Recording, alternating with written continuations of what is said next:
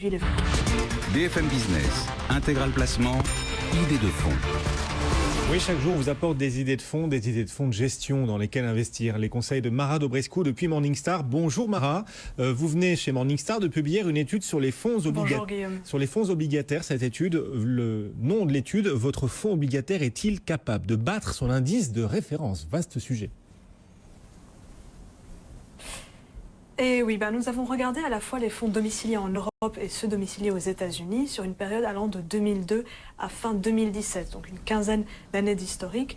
Et le constat est plutôt sombre pour les investisseurs parce qu'on a constaté que dans chacune des 25 catégories Morningstar que nous avons regardées, le fonds médian a sous-performé l'indice de référence sur la plupart des périodes de 3 ans glissants que nous avons regardées. Qu'est-ce qui explique ces résultats décevants de beaucoup de fonds obligataires ? La principale explication, ce sont les frais. En réalité, si on s'intéresse d'abord aux performances brutes de frais, on voit qu'il y a 13 catégories sur les 25 analysées où le fonds médian arrive quand même à dégager une surperformance avant frais. Mais une fois que les frais de gestion annuels sont facturés, la performance passe en dessous de l'indice. Dans les 12 autres catégories, la performance brute était déjà moins bonne que celle de l'indice et donc les frais ne font qu'empirer les choses. Ça confirme vraiment le constat que nous cessons de répéter, c'est qu'à long terme, les frais ont un impact colossal sur les performances et ce, a fortiori, dans le domaine obligataire. Alors pour nos auditeurs qui se demandent malgré tout comment trouver justement les fonds obligataires qui arrivent à surperformer et ce malgré les frais, est-ce qu'il y a des catégories où les gérants actifs arrivent, Mara, à tirer leur épingle du jeu et à faire mieux que leur indice de référence ?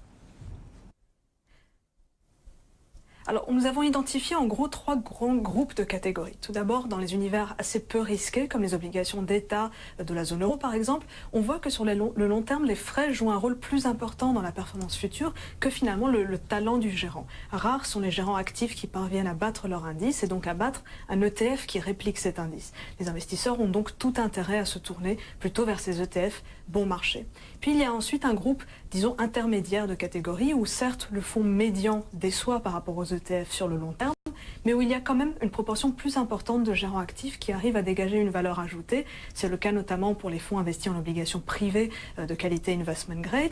Et donc, dans ces catégories, si, et c'est un assez grand si, mais si vous êtes en mesure d'identifier un gérant talentueux, là vous avez des chances quand même de faire un peu mieux que l'ETF.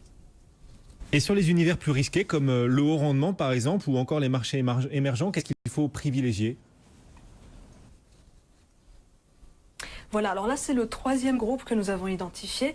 Sur ces marchés très volatiles et moins liquides, ces marchés se prêtent assez mal à la réplication via les ETF. Parce que pour minimiser les frais de transaction et assurer une bonne liquidité, les ETF sont obligés de se concentrer sur les titres les plus gros et les plus liquides.